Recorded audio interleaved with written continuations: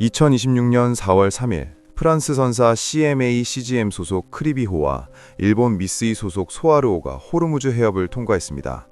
이 두 선박은 해협을 지나기 위해 이란 혁명 수비대에 척당 약 200만 달러, 한화 약 30억 원을 지불했습니다. 배가 바다를 지났는데 30억 원을 냈다는 사실이 뉴스가 된 이유는 금액 때문이 아닙니다. 호르무즈 해협은 이란과 오만 사이 폭 33km의 자연 바닷길입니다. 1994년 유엔 해양법 협약이 발효된 이후 32년 동안 자연 해협에서 통행료를 걷는 행위는 국제법으로 명시적으로 금지되어 왔습니다. 프랑스와 일본의 영수증은 단순히 이란이 돈을 걷기 시작했다는 뜻이 아니라 32년간 유지된 국제 해양 질서의 기본 전제가 무너졌다는 것을 의미합니다. 상황의 시작은 한 달 전입니다. 2월 28일 미국과 이스라엘의 에픽 퓨리 공습으로 이란 미사일 기지의 70% 이상이 파괴되었습니다. 재래식 군사력을 상실한 이란은 지리를 무기로 꺼내들었습니다. 3월 초 해협에 기뢰를 설치해 자유항로를 차단하고 3월 30일 이란 의회가 통행료법을 통과시켰습니다. 이 통제의 파급력은 데이터로 확인됩니다. 3월 한 달간 해협을 통과한 선박은 221척으로 평시 대비 5%에 불과합니다. 호르무즈 해협은 세계 석유의 20%인 하루 2천만 배럴이 지나는 곳입니다. 통행량 95% 감소는 세계 석유 공급의 19%가 증발했다는 뜻입니다. 이 수치를 역사적 사건과 비교하면 규모가 명확해집니다. 1973년 1차 오일 쇼크 당시 줄어든 석유 공급량은 하루 45만 배럴, 세계 공급의 7%였습니다. 당시 이 충격으로 유가는 4배 뛰었고 미국의 인플레이션은 3.4%에서 12.3%로 치솟았으며 실업률은 4.6%에서 9%로 올랐고 GDP 성장률은 플러스 5.7%에서 마이너스 0.5%로 추락하면서 선진국 경제가 수년간 흔들렸습니다. 지금 호르무즈에 묶인 하루 2천만 배럴은 1973년 오일 쇼크의 약 44배에 달하는 규모입니다. 7%의 공급 차질로 세계 경제가 수년간 흔들렸는데 지금은 그 44배의 물량이 하나의 해협에 갇혀 있는 것입니다. 징수 규모의 구조도 기존 상식을 벗어납니다. 이집트의 수에즈 운하는 10년 넘게 인공적으로 굴착 공사를 진행해 연간 70에서 80억 달러의 수익을 올립니다. 반면 이란은 건설 비용이 전혀 들어가지 않은 자연 해협에서 연간 600억에서 1000억 달러, 한화로 최대 150조 원의 수익을 올릴 것으로 추산됩니다. 수에즈 운하 수익의 13배입니다. 경제전문지 포추는 이 상황을 이란이 트럼프의 관세 플레이북을 바다 위에 그대로 적용했다고 분석했습니다. 수입품에 세금을 매기는 관세 논리를 남의 나라 물류 이동 자체에 세금을 매기는 방식으로 전환한 것입니다. 이 통행료 제도의 가장 핵심적인 문제는 징수 주체에 있습니다. 이 돈은 이란 정부의 국고로 들어가는 것이 아니라 통제를 담당하는 혁명 수비대라는 무장 군사 조직의 직접 수입입니다.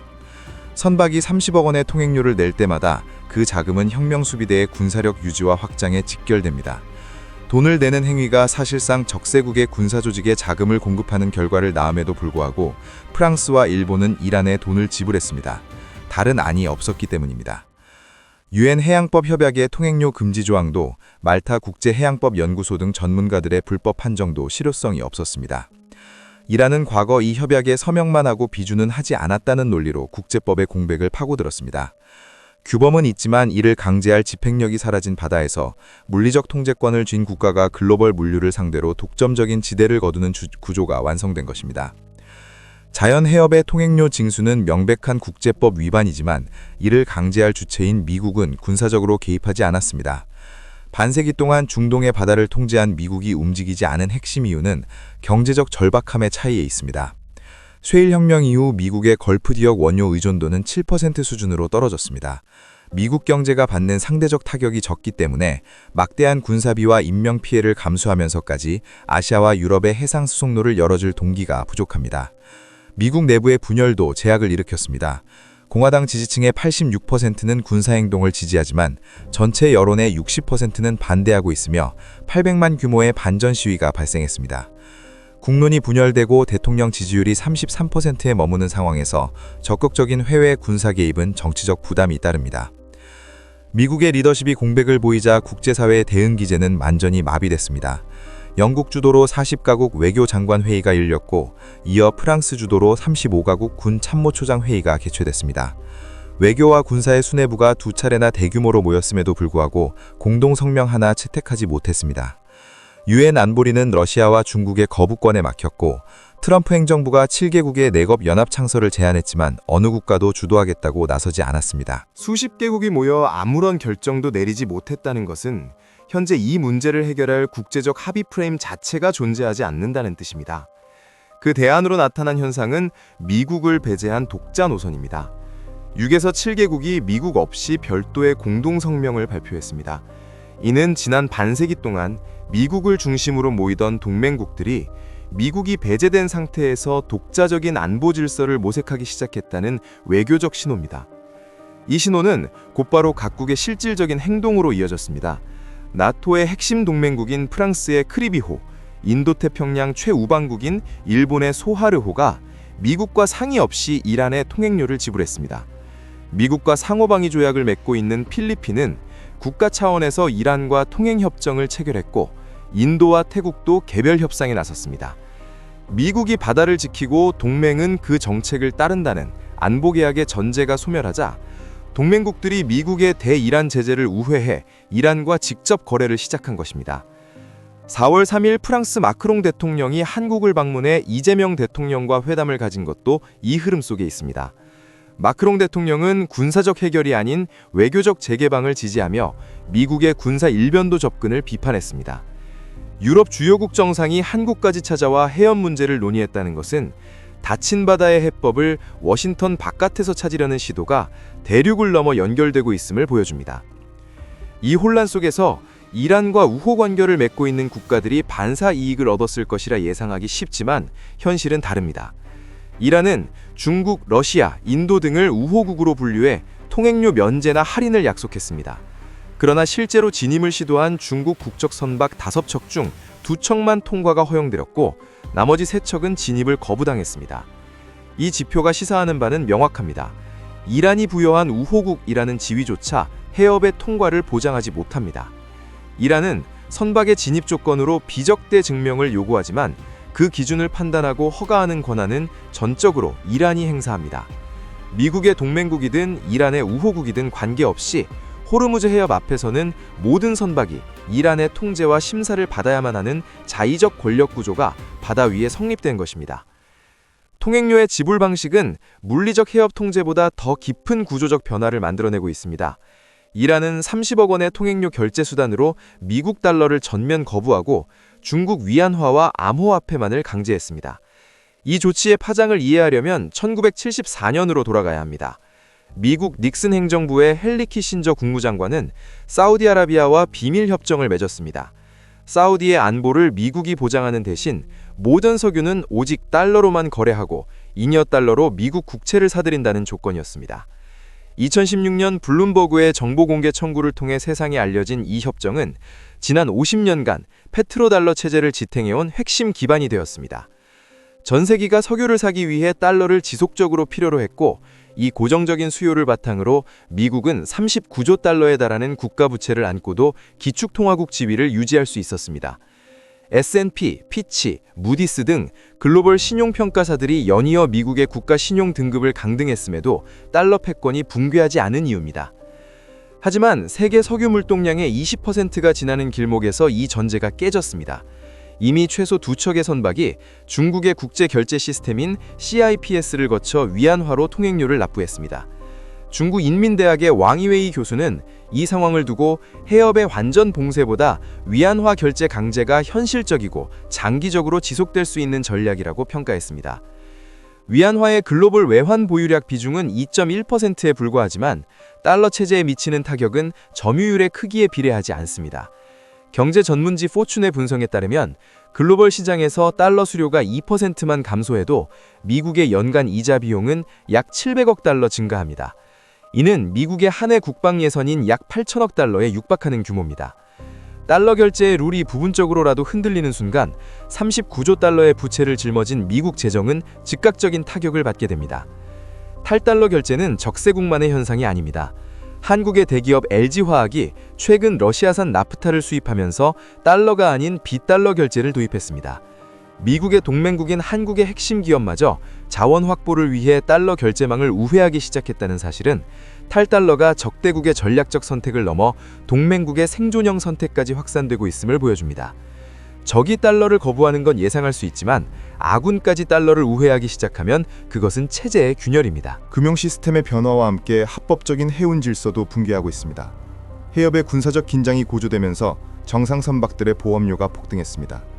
전쟁 위험 할증이 선박 가치의 최대 1.5%까지 치솟아 3억 달러 규모의 유조선은 해협을 한 번 통과할 때마다 450만 달러의 추가 보험료를 내야 합니다. 정상적인 대형 해운사들이 이 비용과 납포 위험을 피해 호르무즈 해협 진입을 기피하자 그 빈자리를 이른바 유령선단이 채우기 시작했습니다.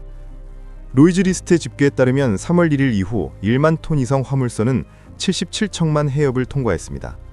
평시 한 달 3,600척이 지나던 통행량을 고려하면 대다수의 합법적 물류가 사라진 자리를 제재 대상 석유를 나르는 300에서 600척 규모의 비공식 유령선단이 장악한 셈입니다.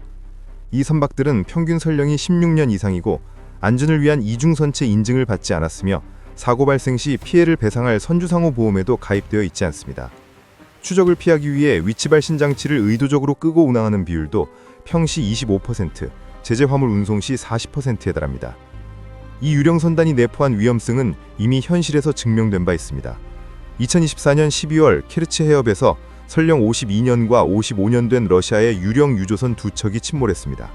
4,300톤의 중지류가 바다로 유출되어 140억 유로에 달하는 천문학적인 피해가 발생했지만 보험이 가입되어 있지 않아 아무도 배상 책임을 지지 않았습니다. 동일한 조건의 노후 선박들이 현재 호르무즈 해협을 드나들고 있습니다. 폭 33km의 페르시아만 입구에서 대형 기름 유출 사고가 발생할 경우 그 피해는 단순한 해양 오염으로 끝나지 않습니다. 사우디아라비아, 아랍에미리트, 쿠웨이트 등 걸프 연안 국가들은 국가 식수원의 상당 부분을 해수 담수화 시설에 의존하고 있습니다. 기름 유출은 이 시설들의 가동을 중단시켜 중동 주요국들의 식수 공급 자체를 마비시킬 수 있습니다. 영국의 보험시장 로이즈 오브 런던이 이 사태를 두고 보험 가용성의 문제가 아니라 안전 그 자체가 문제라고 경고한 이유입니다. 정상적인 선박이 통제를 피해 우회하는 동안 글로벌 해운망은 위치도 추적되지 않고 사고 책임자도 없는 노후 선박들에 의해 언제 터질지 모르는 인프라 파괴의 위험을 떠안게 되었습니다. 이러한 글로벌 시스템의 연쇄적인 붕괴가 개별 국가의 산업 생태계를 어떻게 마비시키는지 한국의 상황이 그 구조를 명확하게 보여줍니다. 현재 한국 국적 선박 26척과 승무원 141명은 호르무즈 해협 인근에서 억류되다시피 발이 묶여 있습니다. 이 선박들이 해협을 통과하지 못하는 이유는 적재한 화물 때문입니다. 선박에 실린 물량의 상당수가 GS칼텍스, SK에너지 등 미국 자본과 연계된 화물이라는 이유로 이란이 통행을 거부했습니다. 이란 외무장관은 한국 외무장관과의 통화에서 비적대 선박의 통행은 허용하지만 미국과 연계된 선박은 통과할 수 없다고 공식 통보했습니다. 이 통보에 한국이 처한 외교적, 경제적 모순이 압축되어 있습니다. 한국은 국가안보를 미국과의 동맹에 의존하지만 경제를 지탱하는 원유의 70%를 이란이 통제하는 호르무즈 해협에서 수입합니다. 미국의 제재 펀치를 준수하면 국내 산업에 필수한 원유 공급이 차단되고 이란의 통행료 요구에 응하면 한미 동맹의 기조에 균열이 발생합니다. 일본과 필리핀 등 일부 동맹국은 이미 이란의 통행료를 지불하고 선박을 통과시켰으나 한국은 결정을 내리지 못한 채 대기하고 있으며 그 사이 국내 비축유는 소진되고 있습니다. 정부가 공식적으로 발표한 한국의 비축유는 208일 분량입니다. 그러나 이 수치에는 정유사와 민간 기업이 보유한 재고가 모두 포함되어 있습니다. 위기 상황에서 정부가 즉시 미장에 동원할 수 있는 실제 방출 물량은 34일치 분량에 불과합니다. 민간 보유분을 합쳐도 67일, 국제에너지기구와 공조한 비상 방출 물량까지 모두 소진하면 실제 버틸 수 있는 기간은 26일로 단축됩니다. 최근 아랍에미리트로부터 긴급 수입한 2,400만 배럴 역시 국내 소비량 기준 8에서 9일치에 해당합니다. 표면적인 208일과 실제 동원 가능한 26일 사이의 간극이 시장에 반영될 경우 에너지 수급 불안은 유가 상승 이상의 충격으로 다가올 수 있습니다. 해협 차단이 산업 현장에 미치는 파장은 원유 수입 비율 넘어섭니다. 국내 정유산업의 핵심인 울산 지역을 보면 S-오일은 사용 원유의 90% 이상을, SK이노베이션은 70% 이상을 호르무즈 해협을 통해 들여옵니다. 이 경로가 2주 이상 차단될 경우 정유 공장의 원유 재고가 고갈되어 가동이 중단됩니다. 정유 공장의 가동 중단은 단순히 내수용 휘발유와 경유의 부족을 의미하지 않습니다. 원유 정제 과정에서 생산되는 나프타의 공급이 끊어지면 에틸렌과 프로필렌 등 석유화학 기초원료의 생산이 전면 중단됩니다. 이는 플라스틱, 합성섬유, 페인트, 의약품 원료 등을 생산하는 연관 공장들의 연쇄 셧다운으로 이어집니다. 나아가 한국 석유화학 제품에 의존하는 동남아시아의 제조 공장들까지 타격을 입어 아시아 전체의 플라스틱 성분망이 흔들리게 됩니다. 호르무즈 해협의 봉쇄는 기름값의 상승이 아니라 국가 산업 생태계 자체의 마비로 직결되는 구조입니다. 에너지 외의 핵심 자원도 마찬가지입니다. 반도체 제조 공정에서 웨이퍼 냉각과 세정의 필수적인 헬륨의 경우 한국은 전체 수요의 64.7%를 카타르에 의존하고 있습니다. 해협이 막히며 헬륨 공급이 중단되자 가격은 즉각 40% 상승했습니다. 중동의 해상 운송 차단이 한국의 첨단 반도체 산업과 자기 공명 영상 등 의료기기 가동 위기로 직결된 것입니다. 경제 지표는 이미 반응하고 있습니다. 전년 대비 소비자 물가 상승률은 2.2%지만 석유류 물가는 9.9% 상승했습니다. 주식시장에서 코스피는 43년 만에 최대 낙폭을 기록했고 원화 가치는 17년 만에 최저치로 하락했습니다. 한국가스공사의 미수금은 14조 원, 한전부채는 200조 원을 넘어선 상태입니다. 에너지 공기업이 이미 한계 상황에서 추가 충격을 흡수할 여력이 없다는 것은 정부가 에너지 가격을 억제하기 위해 공기업의 손실을 떠넘기는 기존 방식이 더 이상 작동하지 않는다는 뜻입니다. 이 상황이 앞으로 얼마나 더 나빠질 수 있는지 전문가들의 전망은 냉정합니다. 로이터가 3월 31일 애널리스트 13명을 대상으로 시나리오별 유가를 조사한 결과 현 상태가 유지되기만 해도 브렌트유 평균 134.6달러, 수출 타격이 심화되면 153.9달러, 전만전 시 150달러를 돌파할 것으로 전망됐습니다. 조기 휴전이 이루어지는 가장 낙관적인 시나리오조차 80에서 90달러로 위기 이전 수준을 크게 웃돕니다. 13명 중 단 한 명도 장기간 내 정상화를 전망하지 않았습니다. 한국 입장에서 이 숫자들은 기름값이 조금 오르는 수준이 아니라 경상수지 적자 전환과 물가 상승, 산업 경쟁력 하락이 동시에 오는 복합 위기의 진입점입니다. 이에 4월 1일 이재명 대통령은 호르무즈 해협에 묶인 한국 선박 26척에 대해 해양수산부와 외교부가 협의하여 대한항로라 확보할 것을 지시했습니다. 선사들이 원할 경우 페르시아만 진입을 포기하고 사우디아라비아 대륙을 가로지르는 송유관을 이용해 반대편 홍해의 얀부 항구에서 원유를 실어오도록 하는 우회 방안입니다. 최단 거리의 바닷길을 두고 대륙 반대편으로 배를 돌려야 하는 이 물리적 조치는 깨진 해양 질서가 물류비와 시간의 증가라는 실질적인 비용으로 청구되고 있음을 보여줍니다. 이란 의회의 갈리바프 의장은 호르무즈는 전쟁 이전으로 돌아가지 않는다고 선언했습니다. 이는 이란이 수백조 원에 달하는 통행료 수익과 위안화 결제라는 강력한 카드를 스스로 포기할 가능성이 사실상 없음을 의미합니다. 더 나아가 이 통제 모델은 글로벌 해운망 전체로 확산될 조짐을 보이고 있습니다. 이란의 동맹인 예멘 후티 반군은 세계 해상무역의 12에서 15%가 통과하는 홍해의 입구, 바브엘 만데브 해협의 완전 봉쇄를 위협하고 있습니다. 전 세계 물동량의 20%를 차지하는 호르무즈와 바브엘 만데브가 동시에 닫히는 이중 초크 포인트 봉쇄가 현실화될 경우 글로벌 해상 물류의 3분의 1 이상이 마비됩니다. 선박들이 아프리카 희망봉으로 우회하면서 글로벌 해운비는 15에서 25% 추가 상승할 것으로 전망됩니다. 사실 해협을 전략적 도구로 활용한 최초의 선례는 이란이 아닙니다. 트럼프 대통령은 몬로 덕트린을 내세워서 파나마 운하의 통제권을 강화하면서 우리 앞마당이라는 논리를 적용했습니다. 이란은 이 논리를 그대로 가져와 호르무즈는 우리 앞마당이라고 선언했습니다. 포브스의 질 골든자일 교수는 이 도미노의 다음 순서를 경고합니다. 이란이 성공하면 중국은 대만 해협과 말라카 해협에서 같은 논리를 적용할 것이다. 말라카 해협은 세계 무역의 40%, 중국 석유 수익의 80%가 지나는 곳입니다. 러시아는 이미 북극 항로에서 통행료를 걷고 있습니다. 한국은 무역의 99%가 바다를 통하는 나라입니다. 호르무즈 하나가 막혀도 산업 생태계가 흔들리는데 이 모델이 말라카와 대만 해협에 복제되면 한국 경제의 모든 동맥에 톨게이트가 세워지는 것과 같습니다. 프랑스와 일본의 선박이 지불한 30억 원의 통행료는 단순한 군사적 긴장의 결과물이 아닙니다. 유엔 해양법이 무력화되고 미국의 안보 우산이 축소되며 달러를 외회한 대체 결제망이 작동하기 시작한 구조적 재편의 지표입니다. 32년간 당연하게 여겨졌던 공짜 바다의 시대가 끝나고 글로벌 교역로를 지나는 모든 국가와 기업이 물류와 안보에 대한 새로운 구조적 비용을 지불해야 하는 시대가 본격적으로 시작됐습니다. 시청해주셔서 감사합니다. 이상 뇌강이었습니다.